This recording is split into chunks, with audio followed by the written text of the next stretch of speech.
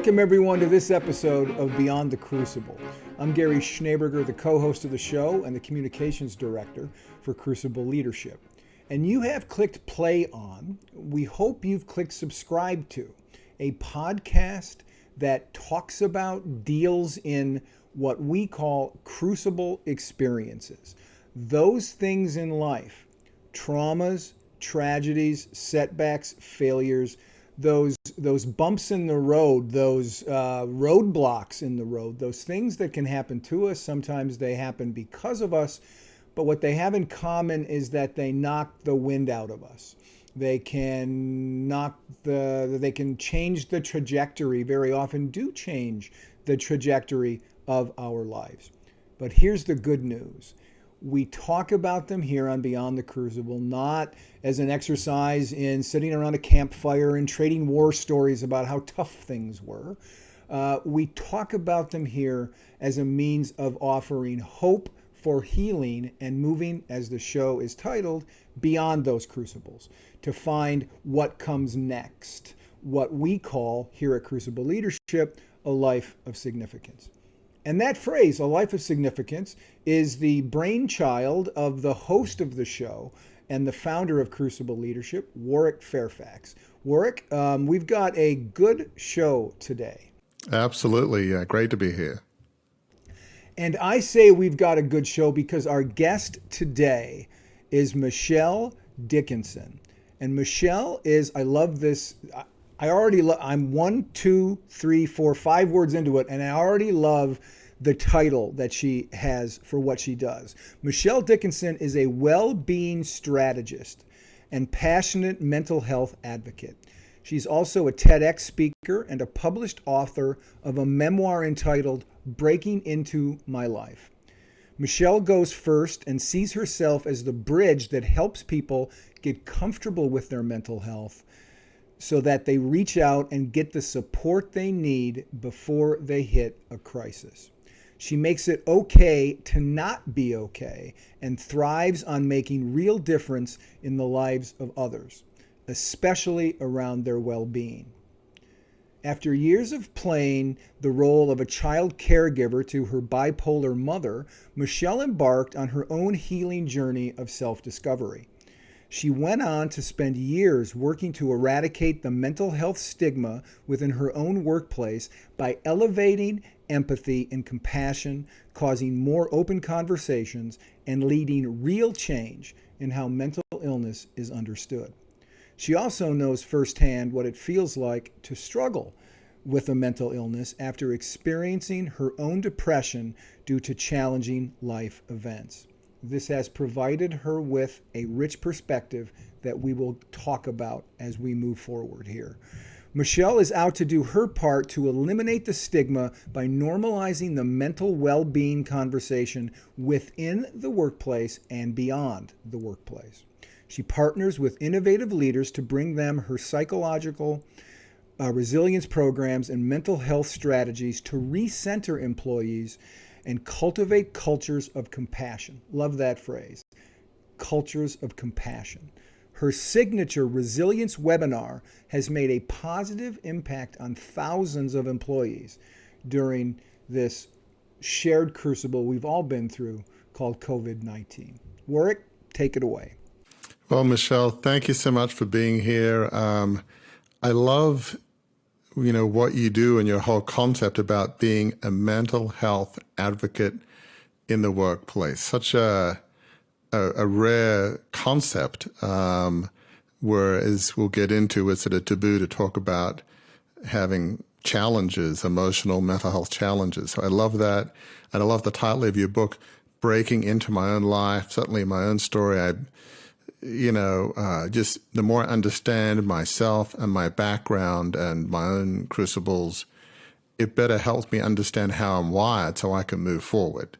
It's not just delving into pain just for the sake of it. It's delving into it so that you can understand how you're wired. At least in my case, we all have scars, but so when things come up, it's like, okay, I understand the way that is, and that's okay. I'll just figure out how to manage my way around it. But before we get into what you do, which I think is fascinating, there's always an origin story. There's always a reason why we feel so passionate and why you feel so passionate about being a mental health advocate in the workplace. So tell us a bit about the backstory behind Michelle Dickinson and what drove you to have such a passion for what you do.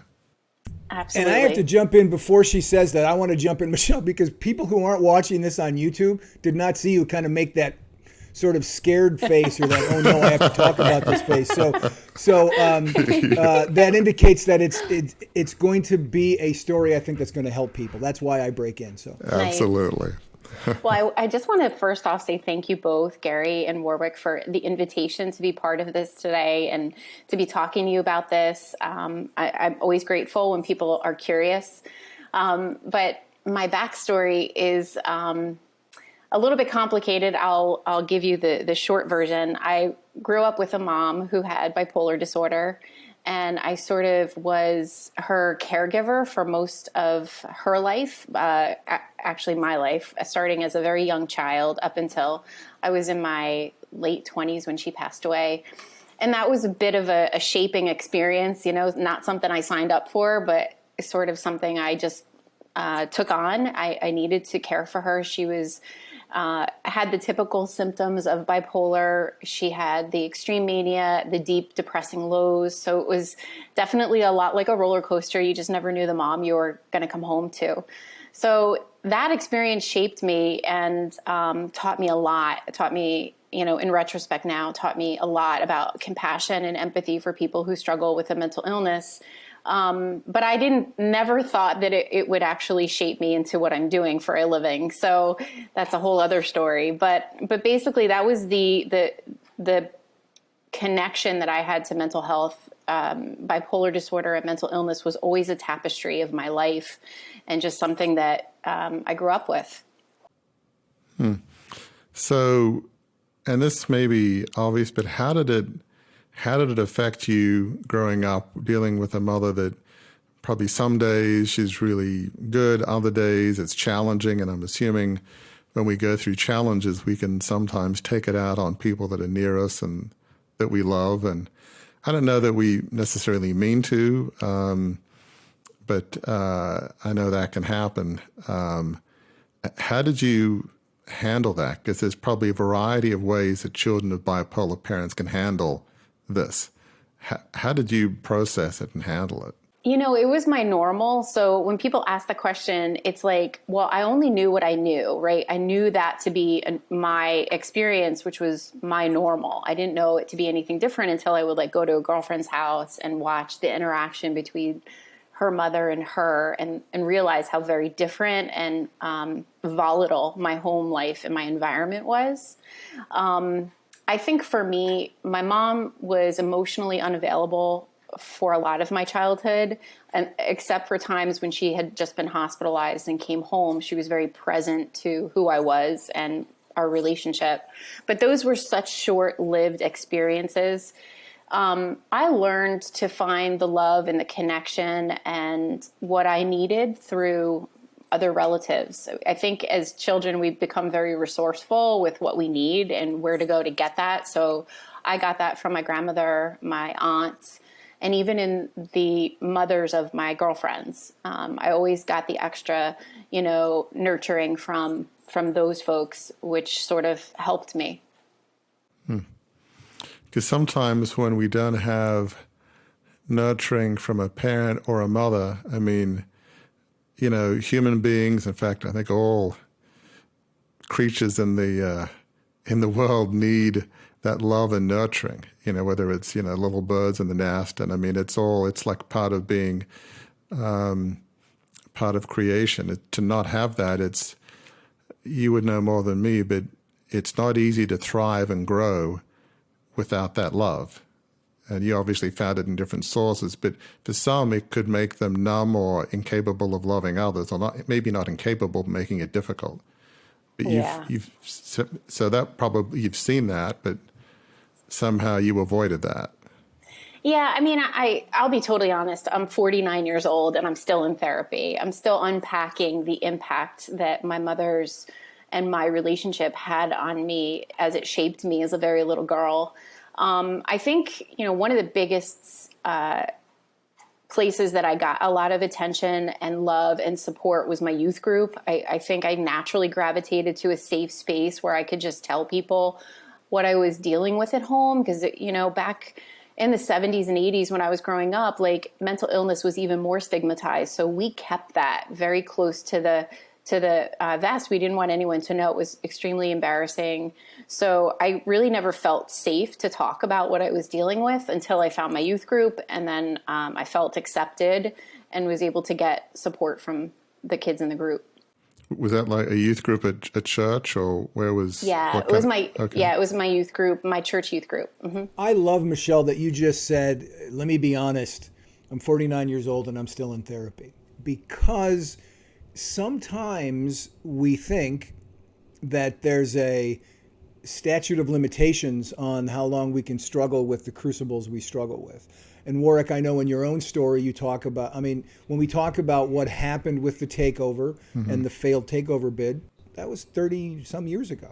So that wasn't like the next week you were, okay, everything's going great. So I think that's an important message that you both share with folks, that you can still be moving forward while still dealing with what has in some ways held you back, or that you're dealing with to keep from holding you back. That's an important message, that it's not you've got to get over it in this certain period of time. It's a process. It is. And it's funny. I shared this on very recently on the last podcast that we did. I had a close family member. I don't know that they were bipolar. They were never diagnosed, but certainly there was some sense of mania of extreme highs and extreme lows. And, that was sometimes when I was small and beyond taken out on me. And so I never knew, okay, who am I going to find today? And because I didn't know any different, I assumed that was like normal. And so later on through, for me, yes, it was people of faith and community and mentors, some counseling, and began to understand it more. But it can shake your sense of self when there's just the extreme level of unpredictability. So certainly for me, and I'm blessed to have a wonderful wife. We've been married just over 30 years, and she loves me unconditionally. And as I tell my kids, they have an incredible mother, and they're alternatives to that model, and they are blessed. But yet, I'm certainly somebody that my family knows I don't like change. I like predictability, like my rhythms. It doesn't take a rocket scientist to figure out, I wonder why that is. And it is, and it's okay. I can still live a good life and take risks, thoughtful risks, other than when I jokingly say I do $2 billion takeovers, when that wasn't quite such a thoughtful risk. Other than that, I'm a careful decision maker. Well, some people are just born skydivers and risk takers. That's not me. Well, I wonder why. So, and so anyway, all that's to say is I don't pretend to completely understand what you went through, but have maybe some conception. But I can draw a parallel to that, Warwick, because Sure. I do also gravitate to stability. I don't take as many risks as I would like to. And I think it was just because of the unpredictable environment I grew up in. Like I crave some sense of stability, and sometimes, it's not always a good thing. Well, no, but it's like there are some things it's good to change. Like, again, not to get into all of my foibles, but I take calculated risks. But as a kid, I was never particularly physically brave. I wasn't really an athlete. So the whole ropes course things, I can get a little bit of vertigo, which doesn't help, but I would never do any of that kind of stuff. I was too afraid. But it's like, I'm actually okay with that. There are some things that I don't feel an excessive need to prove I can overcome. I pick my battles, It's like I don't have to prove in every aspect of my life that I can be superhuman. But anyway, so what you went through has obviously shaped you. So I think you talk about those experiences with a bipolar mom, that kind of shaped you growing up in your 20s. And it's not like, okay, I'm over 18, I'm good. even with the youth group. So talk about some of those challenges from teenagers to early adulthood and that kind of thing. Yeah, I'd always struggled with self-confidence. I think it was because, my mom wasn't the one reminding me that whatever I wanted to do, I was capable of. So my self-confidence was always very fragile. I think struggling with that, finding my first corporate job, navigating, being accepted, the strong desire to be liked, at whatever cost, So I think I struggled with that a lot. I did spend many years in therapy, just trying to understand why I was the way I was. So that was hard. And then even, after I was out of the home, my mom was still very manipulative and controlling. So I still had to navigate that, which was interesting. But I also learned for my own well-being, I had to sort of distance myself from her to protect myself. And that was something I couldn't do as a little girl, but I could do as an adult. And I did do it. And sometimes it came with harsh repercussions from her, but it also preserved my mental health. So it was quite the journey. And that requires a lot of inner strength. Sometimes, as I sometimes say in my own life, I think when you deal with a family member like that, you have to become sort of an expert in forgiving, because if you don't forgive, as I often say, you put yourself in your own prison. Not that behavior like that, which one can analyze if it's their fault or not their fault. It's hard to say mental illness is somebody's fault. But either way, even if it's not their fault, there's still something to forgive, not to condone the behavior. But I often find that in my own life, when I forgive, and I've had a lot of practice, and a lot of things I don't do well, I think I'm reasonably good in that area. It's kind of like the gift that keeps on giving. It's like, I'm just trying to catch up with the last episode. I can please not run another one. I mean, come on, really? So you get a lot of practice. It's not one and done. It's incident after incident. So I'm sure you probably got pretty good at, for you to be whole at forgiving, even though it's, not forgiving and condoning, as I've said, is different, but I'm sure you had a lot of practice, unfortunately, right? Yeah, for many years, I was very angry at my mom and very resentful because she was also emotionally and physically abusive to me. And so I spent a lot of time disagreeing with the reality of who she was. Right. And when we disagree with reality, we basically create our own upset. And so I was angry with her because it's so easy to be focused on the effects that someone with a mental illness is having on you instead of trying to step into their world and try to realize what their life was like. So I had to go through a lot of self-discovery to finally find forgiveness in my heart for my mom. And that did not come easy. That came with many years of, self-reflective work through Landmark, Tony Robbins, whatever, to just reach a place of peace and forgiveness and compassion. I had no real compassion for her for many years because she occurred to me as just someone who was evil and mean. But then I was able to eventually get to the point and sort of really realize that she was a mom doing the best she could, and she was doing it with a mental illness. And that was sort of when everything just like my shoulders just dropped, and I was just kind of like, wow, imagine being a mom trying to raise a daughter and not knowing if you were going to be happy or sad, and how hard life must have been for her. And then when I found that compassion for her, I was able to forgive her and accept her for who she was. I mean, that's somewhat of a miracle, as anybody who's gone through this realizes. That is not hard. That is extremely hard. And yeah, I think it's true, certainly in my own experience, when you understand why the person is the way they are, and we'll never know the full story. I mean, I don't in my case, but to understand, it makes it easier to have, compassion. And I mean, it is possible over time. And sometimes we think, if I let the anger go, then what they did is okay. And we tell ourselves that, which is wrong, but that's the story we tell ourselves. I don't want to forget the pain because I don't want that to be seen as right, that behavior, when it's just, and listeners, there's a lot of listeners, unfortunately, that go through this, whether it's parents or spouses or other family members. It's just important to let go because, as I often say, because you're worth it. We're worth it, you know. Yeah. So please go ahead. No, I totally agree with that. And I think that, there was someone that once told me, separate your mother from her illness, and then you can love your mother for who she is, and you can hate the illness. And that actually was the first step for me to start to begin to forgive her for what she did, not excuse it at all. I mean, right. She was mean, she was cruel, and she said things to me that I still am haunted by. But it's a journey, and I think we have to. The first thing we have to do when it comes to loving someone with a mental illness is try to find the compassion in our heart for their humanness, for the human that they are, before blending them with their illness. You know.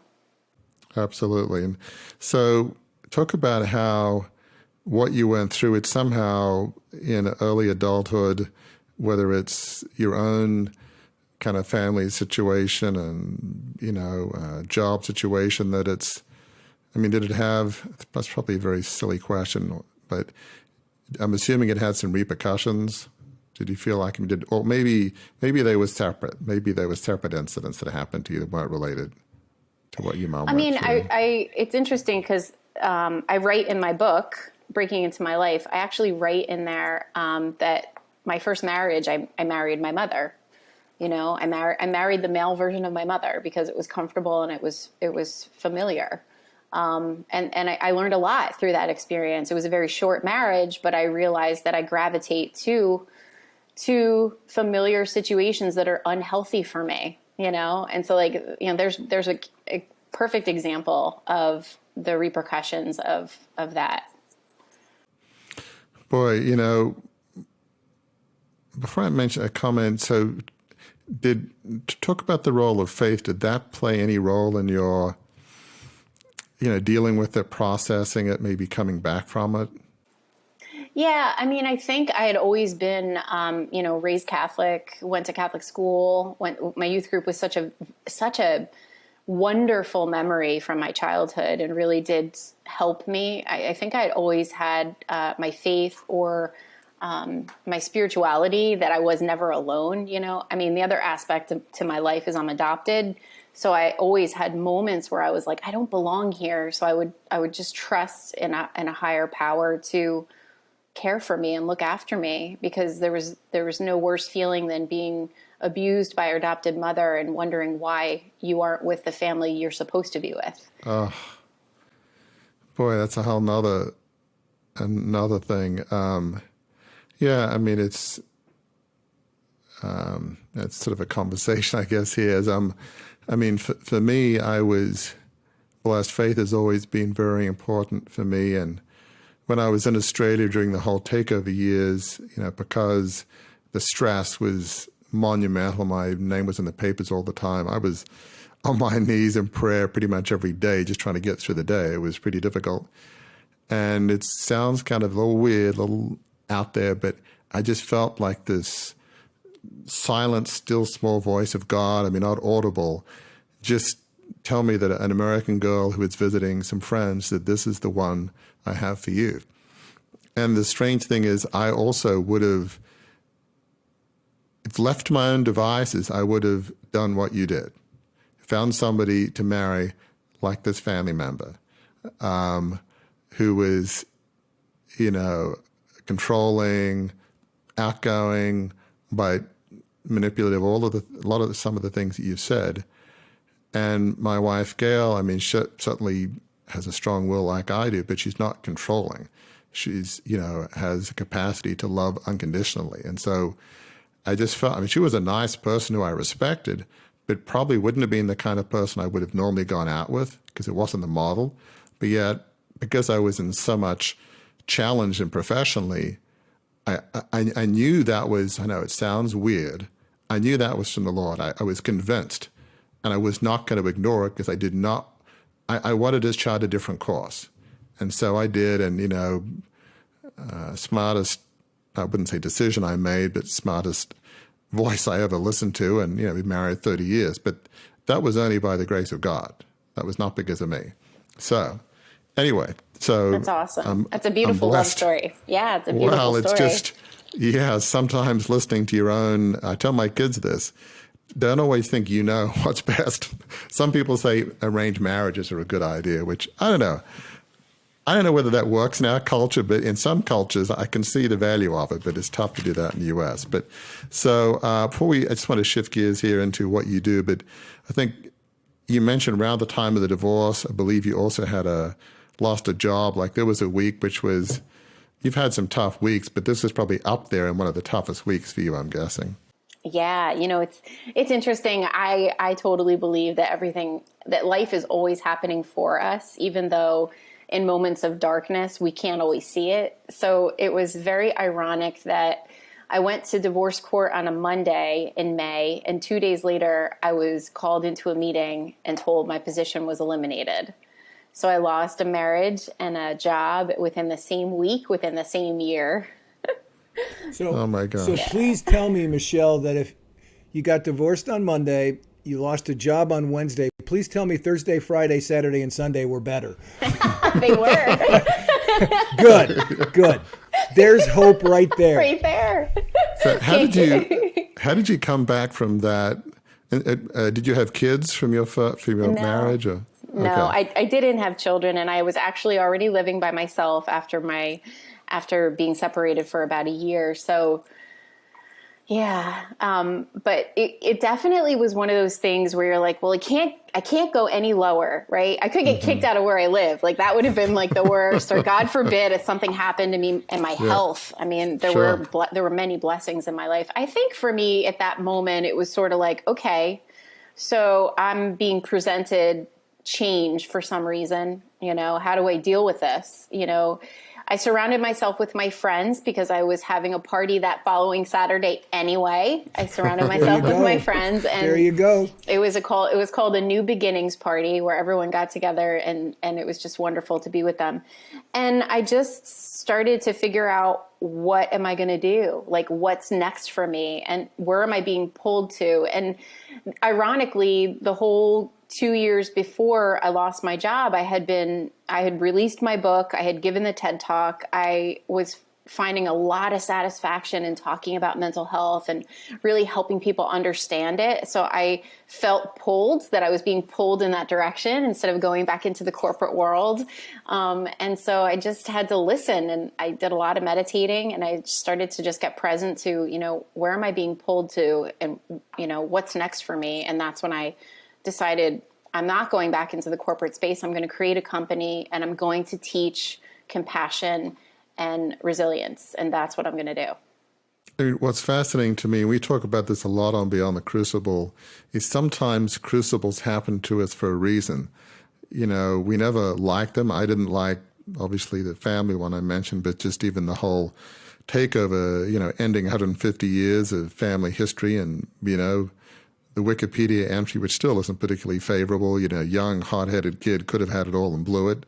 I mean, then I had to say, well, what do I want to do with my life? Because absent that, I would have been there forever, because I couldn't have let my dad down, who I dearly loved, and ancestors down. But for you, that crucible of losing your job, it wasn't fun at the time. You wouldn't have chosen it, but it created an opportunity that maybe you would have had, maybe not. But sometimes, whether it's God, the universe, or some higher power, I sometimes wonder, and we'll never know, I think, concretely, but things like that happen. You think, gosh, maybe there's a reason. Maybe there's a purpose. Did you begin to think, at least later on, maybe there's a reason that I lost that job? Maybe in some weird way it was for the best, much as it was painful. Yeah, it was the certainty and the comfort I would have never left on my own. I'm crystal clear. I mean, I spent 19 years in the pharmaceutical industry. My vision was retire from the industry and live a very happy and healthy retirement. And there's a lot to be said about being comfortable and living in complete certainty. Like, I had certainty. But was I using my life to what I really should have been using it for? And so I think for me, I'm really clear now. I would have never had the courage to do it. And in retrospect, it was probably the biggest gift to be pushed in the direction where I can make the biggest contribution. And that is a textbook. That is a textbook definition of what we call a life of significance here at Crucible Leadership. That you were from out of your crucible. You decided to pursue not quote unquote success, what you described as that being comfortable, and you pursued a life of significance, a life on purpose dedicated to serving others. That's what you're doing right now. And that is, I mean, that truly is textbook Crucible Leadership. So absolutely. So talk about when you were fired and you decided to form your own initiative, own company. Talk about, I mean, I could guess, but why being a mental health advocate in the workplace? It could have been mental health advocate in general. It could have been become a counselor. There's all sorts of things you could have done, but why? What led you to have this passion, this zeal, this mission for mental health advocate in the workplace? You know, I just want to mention it was a struggle to come to that conclusion. I have to tell you, for several months, my energy was split between trying to get back into the corporate space and trying to start a business, right? Like I wasn't committed. I was not fully committed, but it wasn't until I said to myself, I need to fully commit and put all my energy behind this company and stop entertaining the comfort desire that I had to go back in and just, live someone else's, company dreams. So for me, it was, the workplace. I spent 19 years in corporate America. I started my first job was at IBM, right out of high school. I spent several years at different big pharma companies here in New Jersey. And I learned a lot about the inner workings of the corporate space in terms of, walking the square, the political environment within the leadership journey of many within the corporate space. So I wanted to make a difference because I saw what was happening was we were losing the humanness of leadership. We were sort of becoming all about the deliverables and losing the person in the process. And to observe that over the years is one thing, but then I experienced a lack of compassion and empathy and humanness when I was diagnosed with depression. So I'm going through the divorce and I get diagnosed with depression. And I had never personally been diagnosed with depression. I always dealt with seasonal depression, moderately, nothing big. But being adopted, I was like, I'm never going to have bipolar, thank God. But then I was diagnosed with it, and I was also leading, I was one of a group of leaders leading a mental health employee resource group, a grassroots sort of employee-driven mental health resource group for people to come together and support one another. So I'm doing this work, I'm public speaking about my book, and from left field, I'm dealing with depression, and I go to a doctor, I get the diagnosis, and I say to myself, I have to lead by example, and I tell my leader, people are looking at me, I have to own this. So I remember telling her I was diagnosed with depression, this is really hitting me harder than I thought, and I just want you to know that, right? And it was sort of met with this lukewarm response, and she's a line manager, many, many years of leading people. And then 6 months later, during my performance review, she says to me, you didn't measure up. You didn't meet the expectations of your performance. You didn't bring your bubbly, upbeat self to work every day. And I stopped for a second, and there in that moment was when the fire was lit in my belly, because I said to myself, this really is, I can't believe my ears, first of all. I can't believe my ears. She's judging me on my bubbliness, and she knows that I've just been trying to deal with my depression and meet my deliverables. And then, so in that moment, I just said to myself, this is the issue. This is the gap. This is where we can make a bigger difference by educating people leaders on just how to be compassionate and really extend themselves and care about their people before anything else. And, that was really the reason behind why I said, if I'm going to make a change, I'm going to make it in the corporate space, because we need to teach compassion and bring compassion back into the workplace and heart-centered leadership where people really are genuinely concerned about each other as people before performance. Were you told at all that you didn't meet the deliverables, the performance goals, or was it just more you're not being as bubbly as you normally were?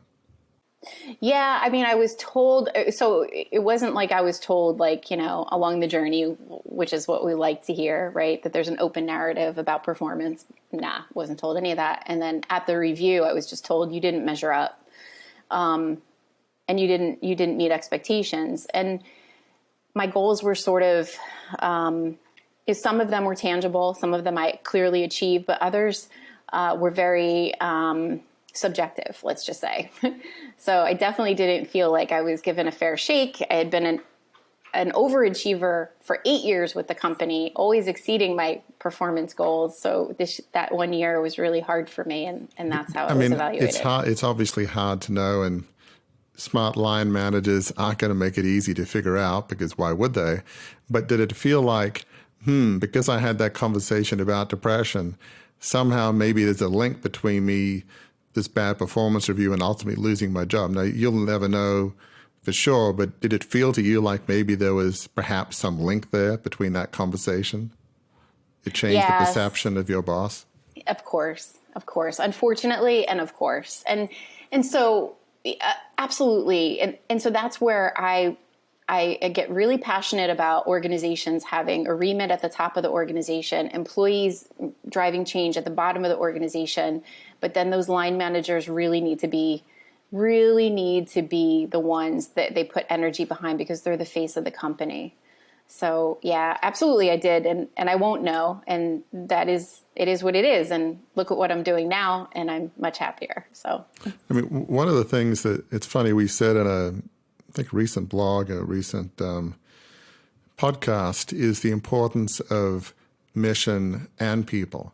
I know this sounds blindingly obvious, but as you know, as well as anybody, in corporate America, or corporate really anywhere in the world, for profit or nonprofit, it's both. You can be I go to a evangelical non-denominational church. I'm an elder there. It's a well-run place. But even in the church world or nonprofit world, you can be so focused on the mission.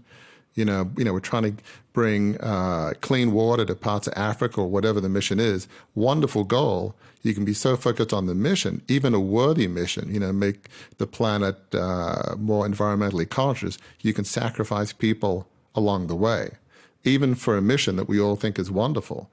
And obviously in the corporate world, it can be the same way. We've got to get profits up, and hey, this person maybe is not meeting some goals. Let's find some replacements. After all, they're just cogs in the machine. Nobody's called somebody a cog openly, but it's ironically, from my perspective, and I'm sure yours, if you want to have high performance in the corporate area, you have a group of committed people that feel you care for them. They've got to have the skills and the qualifications and be committed. But if they feel like you have their back, their performance will increase. So it makes good business sense, as I'm sure you would agree and advocate. Caring for people makes good business sense. I haven't obviously listened to all of your talk, but I got to believe that's in there somewhere, right? Mm-hmm. Oh, caring absolutely. for people makes sense. So, yep. Yeah. So talk about how you convince people. What does it look like practically to be a mental health advocate in the workplace? What is this change that you're trying to bring about in the corporate world? Yeah, there's a lot of things organizations can be doing to cultivate a culture of compassion. And I would first say the first thing that they can do is start really caring about their people, especially now in the face of everything we've been dealing with this pandemic, right? Leading by example, walking the walk, talking the talk. So one of the things that I have been working with leaders on is let's help your people feel cared for. Let's teach them psychological resilience. Let's remind them of the things that they can be doing to care for themselves and recenter themselves. It's been a rough 14, 15 months. What is it that they need, and how do we remind them of some things they really need to be doing to sort of recenter themselves and feel better? If they feel better about themselves, about their life, about their work, it's all going to be a win-win. So it's leading by example, really extending and doing more than handing them an 800 number for mental health and looking the other way. It's, no, let us help equip you so that you start to feel the way you want to feel. So it's that. It's also, what are you doing in the workplace to normalize the narrative around brain health. So often stigma paralyzes people. They don't talk about it. They're embarrassed by it, and therefore they ignore their well-being, and then it escalates. So we have a responsibility to normalize the narrative, and there's simple things organizations can do to really cultivate that in the workplace. So I guide them in different activities they can do to really open up a conversation that is comfortable for both the leader and the employee, but not too invasive, because you can't change a culture overnight. You have to do it slowly, and you have to have leaders courageous enough to go first. Yeah, I love what you say. I mean, part of it is providing mental health resources. Obviously, ideally, the company would pay for it or pay for a lot of it and make it not just something that nobody wants to join, but also by kind of modeling it. I know Brené Brown has done a lot of work on vulnerability, and one of the things we talk about here on Crucible Leadership is vulnerability for a purpose. You could talk about every dumb thing you ever did. Like, you could be some line manager and say, yeah, I had a DUI and, I did drugs and I smoked this. It's like, okay, that's great, but what's the point? How does this help me? It's another thing if they're sharing some challenge that they went through growing up, and then you say, well, you know what? I went through that too. That's where it's vulnerability for a purpose, to make them feel heard and that they're not alone. None of us want to be alone. When you feel like your boss, your coworkers understand you and have been through maybe not your exact thing, maybe they've been through similar things, that kind of helps. I mean, wouldn't you agree? normalize. As I love the phrase you use, which is, it's okay not to be okay. If your boss and coworkers, and you don't have to get to every minute granular level of detail, but just to say, you know what, I'm actually not okay, and here's why, just the Cliff Notes version, and then, and then share that. It's, does that kind of make sense? I mean, and what I would love if more bosses, more CEOs weren't open about their own challenges and say, life hasn't always been rosy. It may be a CEO, but Amen. There's always a backstory. And they have the ability, they have the ability to set the tone, right? If they're willing to say, I dealt with anxiety at one point and I'm your CEO, like, oh my goodness, people are going to talk about them revealing that and be okay acknowledging their own stuff. And it's going to give them tremendous hope. Yes. If he or she can be CEO, yes, then maybe I can. Maybe this is not like a corporate death sentence, what I went through, a life death sentence. Maybe, yes, there will always be scars, but I can have a fulfilling and rewarding life. I can overcome, in a sense. So, yeah, I mean, just the combination of modeling, which then makes, going to mental health, if, your boss says, I had to go through counseling, and it's like, oh, really? Wow, then maybe it's because sometimes we feel like, and I've, gone through counseling for what I went through, sometimes you think, oh, if you go to counseling, it's a stigma. We're broken, we're failed. Well, it's like, guess what? We're all broken in some sense. Maybe some of us may feel more broken than others, but I don't know any person that's human that is not broken in some way, that hasn't had some setback that's affected them in their lives. So yeah, that's. Do you feel like you're making progress? That people are listening to you, CEOs and companies. That it's not like, well, thank you, Michelle. That was really powerful and interesting, and we'll get back to you. It depends, Warwick. It depends. Some leaders are very aware of the massive impact that this whole COVID has had on people mentally and emotionally, and they want to do more. They genuinely do want to do more. Other organizations, they think that what they're doing is adequate, right? The 800 number, they can call it if they need it. It's like, no. Like, here in the United States, the CDC says that 1 in 3 Americans are dealing with anxiety or depression because of the pandemic, and 1 in 3. So that's staggering. Chances are your employees are struggling in silence, and they're embarrassed, and your culture prevents them from feeling confident enough to reach out proactively and get supported. And that's a problem. Yeah, I wonder if, and I'm sure you do this, but I wonder if CEOs begin to realize if you deal with mental health proactively and helping people feel like it's okay not to be okay, that is a corporate strategic advantage. If your competitors aren't doing it, you will get better people and you'll be able to retain them. And why would you want to forego something that gives you a leg up on the competition? It makes just, whether you care about it or not, and I hope they do, but even if they don't, it's like, I'm just about the bottom line. This will help you. Absolutely. I mean, I'm sure you've obviously given that speech, if you will. Do you find that begins to percolate in their brains? It's like, corporate strategic advantage. I kind of like that. I mean, exactly. does that work at all? And you have to also look at the disability costs, right? Like people just going out, being out of work to manage a crisis is another expense. Engagement. People are not engaged in their work because they're preoccupied with whatever they're dealing with mentally and emotionally. There's so many reasons. And, just the feedback alone from the employees who I've had the privilege of leading through my programs have said, this program has made a difference for me because it's reminded me of all the things I need to be doing. But most importantly, I feel cared for by my company and by my boss, that they're doing a little bit more to help me feel good. Yeah, and I'm going to jump in at that point because we're recording this podcast at a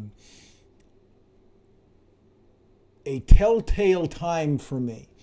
As you know, Michelle, because we were supposed to do this recording last week, my father passed away 2 weeks ago as we record this podcast now. And while I am the president of my own company, so I have only myself to kind of give myself some slack, my clients who I work with have been exactly what you've been talking about, Warwick being one of them. Warwick and I are friends on Facebook. I'll post something about my dad on Facebook. Warwick will comment about that, talk to me about that, reach out and recognize that I'm going through a difficult time. Warwick, you don't even know this. As we were waiting for this recording to begin, the folks at Signal, the branding agency that you have, that I work with as part of your team, they sent flowers on my dad's passing that are right here. Now, those things don't end the pain, end the mental struggle, but they do make you realize that people care, that people look at you as something beyond just, here's a task he can do, here's a bottom line he can help us achieve. That, I think, is the essence, in some ways, Michelle, of what you're trying to tell people when you say, find that culture of compassion, that culture that says, okay, tasks maybe can stop for the day. You were very gracious when we miscommunicated because I was in a bit of a fog, and you were very gracious when we missed the first opportunity to do this interview, and now we're doing it. And, I'll go in with your guys' conversation about higher power and God's involvement. I got to believe it's not a coincidence that you're the guest that we had on the line when my father passed away. So let me thank you for walking your own talk, in that you were very gracious toward me because I didn't send the email or it didn't get there, and you were waiting and it didn't happen. All of that does help add up to feeling like more than a number. That's where I'm at. I am more than a number to those folks with whom I work, and that is a critical part of the healing process. For me, that's what it's been, and I imagine you would say that's true for others as well. Oh, absolutely. I mean, I think, I say this all the time in my psychological resilience program, that we all navigate these types of life-altering experiences in a very unique way, right? Like, I've lost my parents, but my experience is very different than yours. We all are going to experience these challenges of life in our own unique way, and we can't compare ourselves to other people. What we need to do is really just extend that compassion to whatever is needed at the moment. Like, just be human again, you know? And I think that that's what's fundamentally important, especially around COVID. People struggled for 14, 15 months. Other people appeared to be fine. Everybody has been in their own boat in the same ocean and just trying to do the best they can. And we're not going to get out of this without, you know, a mental health crisis that's looming and PTSD from all that we lost during this. So we really do need more compassion now more than ever. Absolutely. And I think along with compassion, the word that comes to me is grace. You know, when people go through tough times, whether it's the loss of a loved one or a divorce or, you know, a mental health challenge, you know, if they're a valued employee, and I'm assuming you wouldn't have hired them if they weren't valuable, you know, they have a good attitude, they try. And that's one thing. If nothing ever gets done, they have a poor attitude, you know, year in, year out. Okay, that's a different problem you have. But let's assume, for the sake of argument, that they try hard, they're a valuable member of the team, they've got the skills you need, all of the benchmarks that they wouldn't be there if they didn't have them. Then when life events happen or challenges, cut them some slack. Give them some grace, you know? Don't say, hey, X, you know, key performance indicator that has to be done by Friday. I don't care what's happening in your life, get it done. It's like, really? That's not how you should treat people. I mean, that old adage, treat people the way you would like to be treated. If you're going through something, wouldn't you want a bit of grace? You know, maybe somebody else can pick that up for you, or maybe it'll take a bit longer to get done. Well, yeah, and none of us are perfect in this in terms of extending the grace we should, but compassion and grace go a long way to making people feel valued and treasured, if you will. Does that make sense? Yeah, you know, it totally does. But here's the monkey wrench in that whole conversation you just shared. You can't have compassion or empathy for someone else if you don't have it for yourself. So a lot of times people are acting the way they know to act because that's how they are. So when that woman said to me, you didn't bring your bubbly, upbeat self to work, I was mad, angry, hurt, but then I stopped and I reflected what was her relationship. You know, does she extend compassion to herself? What were her biases around mental health and depression when I shared that with her? So there's a whole host of self-awareness and biases and self-compassion that plays into the ability to be compassionate. Well, I mean, what you just said is so profound. I mean, I'm reminded of the title of your book, Breaking Into My Own Life. You know, to a degree, and I don't pretend to be a mental health expert or even a theologian, but there is a sense where I wonder how easy is it to forgive others if you can't forgive yourself? You know, there's, you know, which goes first? I don't know, but certainly one plays into the other. You know, I've had years of experience of forgiving my own. It's not so much I tried to hurt anybody, but it's really my own stupidity, you know? Was young and naive, and I've had to say, okay, I was young and naive and made some dumb decisions. Would I have made those decisions now? Probably not. I think I'm better at seeking good advice rather than what I did was, in my case, was classic. I ignored the advice from the good investment bankers who said, don't do it, it's too risky. And I listened to the people that were more looking for a big fee who said, yep, go ahead. It was a classic how to be stupid and make poor business decisions. It was incredulous what I did. But okay, so I was in my late 20s and I made some dumb decisions. Well, you've got to forgive yourself. And it's so true. I mean, if you can't forgive yourself, then yeah, you'll probably treat others the way that you feel like you should be treated. I hadn't quite thought about it that way, but yeah, I mean, it's such a good point you're making. It's such, but you know, I arrived at this well after the incident, and I'm present to it because one of the chronic complaints I heard from employees was, I'm going to kill my partner. I've now been in my home with them for 12 months. They're driving me nuts. And so I actually have a module in my psychological resilience course where I talk about the importance of self-compassion and grace and having an understanding of how to extend your own compassion to the ones around you, because people were at each other's throats. People were arguing, and their family unit was struggling. So we had to have a conversation about compassion for yourself and for each other, and really trying to understand that they're doing the best they can in the circumstances that they've been given, even though we're all dealing with COVID. Their experience is very unique to them. So we really do have to step in other people's shoes. That is a time where there was enough silence in the conversation that I heard the captain turn on the fasten seatbelt sign, and we're getting to the point where we're going to have to land the plane. But before we do that, and Warwick will ask at least one more question, Michelle, before we do that, before the captain does put the plane on the ground, I would be remiss if I did not give you the opportunity to let our listeners know how they can find out more about the fascinating services you offer as that bridge between them and the corporate world, or if they're in the corporate world, between them and their employees. How can people find out more about your services and you? Sure. You could go to careforyourpeople.com, and you can learn why it's so important to do a little bit more for your people, and you can connect with me there. And if you're interested in learning about my story, you can easily go to Barnes & Noble or Amazon and look for my book, Breaking Into My Life.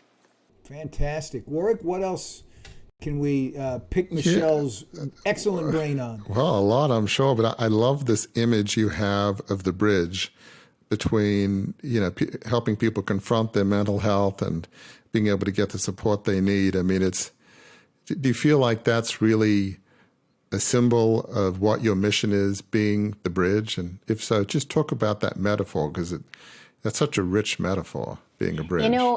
It's one of those things where if you can, the thing that I learned from giving my TED Talk and from writing the book was that when the courage to go first creates an opening for other people to not feel so alone.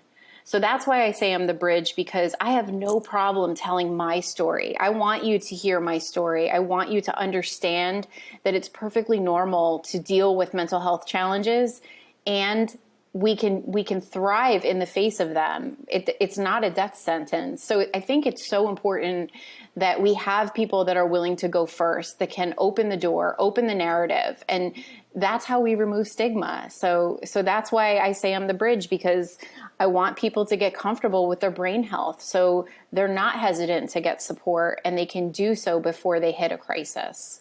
And one thing that we talk about on Beyond the Crucible, I talk about a lot is, and I don't know if you found this, but as you talk about what you went through, there's a healing component, a healing balm, as I talk about.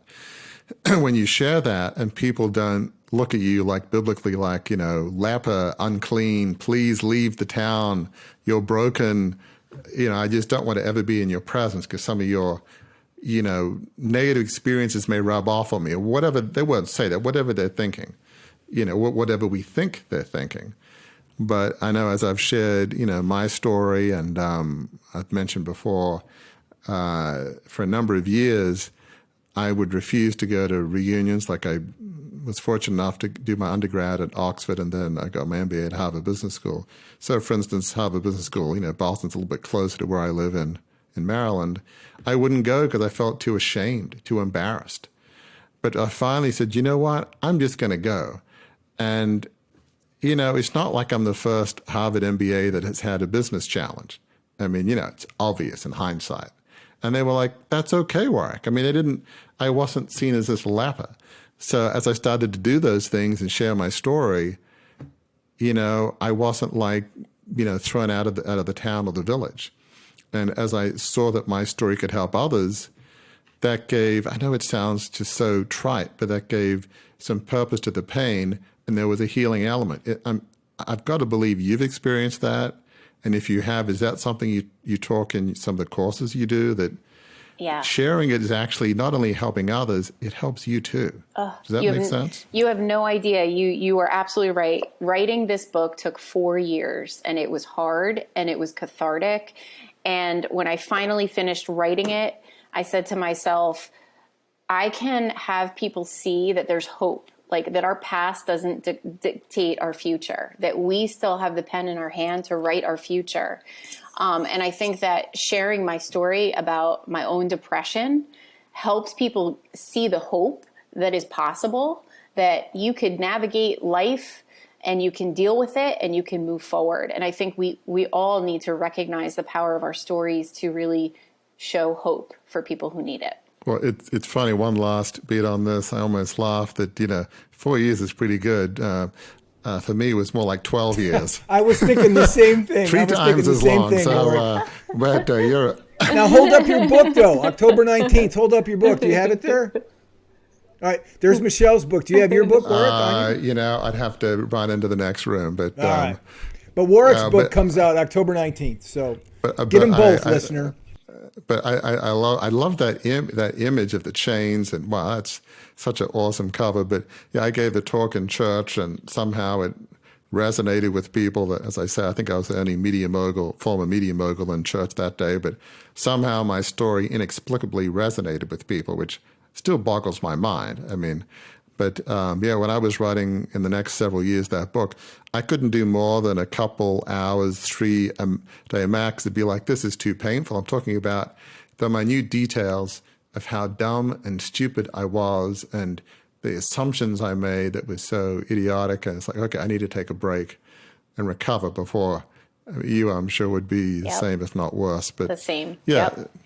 But yeah, I mean, thank you for what you do. And I love that concept of the bridge. And there's obviously a lot of work to be done with COVID. I think people are really feeling it, but being able to help, destigmatize mental health, doesn't mean you're permanently damaged and you should be thrown in the garbage or whatever you feel about yourself, from my perspective, I think, our Creator God loves us all just because of who we are. We can be beautiful and broken, which again, it's not my phrase, but it's a good one. We may be broken, but there can be a purpose to the pain. There is hope. So I hope more workplaces help destigmatize it, get people help, but as importantly, share their stories. Because when your boss and coworkers and CEOs share that story, then you're probably far more likely to actually get help and feel like it's okay to talk about it. So thank you for being on the front lines. There's a lot of work to do, I'm sure. Yep. The battle is a tough one, but thank you for being in the thick of things, and a mental health advocate in the workplace, sorely needed. So that's an incredible mission that you're on, Michelle. So thank you. Thank you. Thank you, Warwick.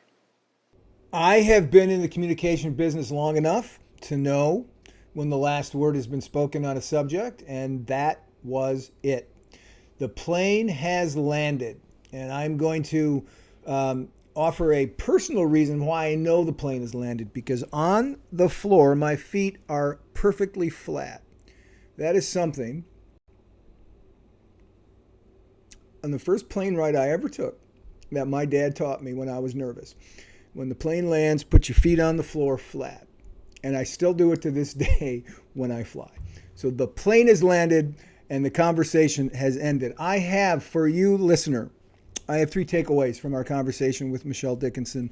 1, don't rush the process. There's not a statute of limitations on your crucible.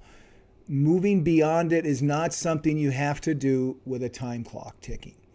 As Warwick puts it often, focus on continuing to take one small step at a time as you chart your course back from your crucible and on to your life of significance.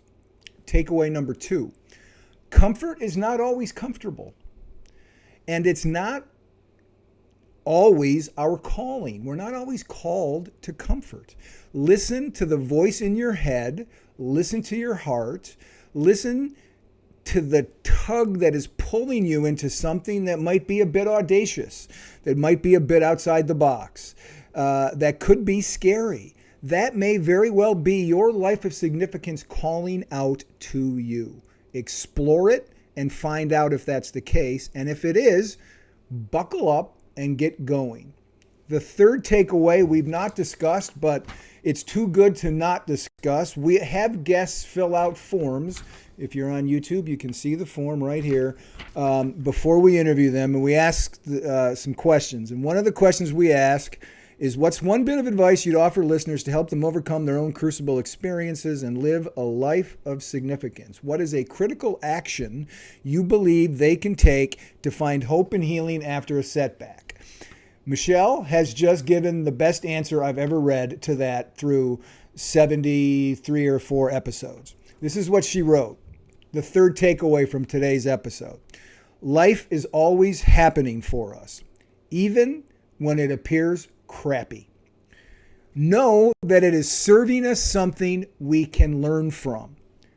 We are stronger than any circumstance. And you, listener, are stronger than the crucible that you have been through.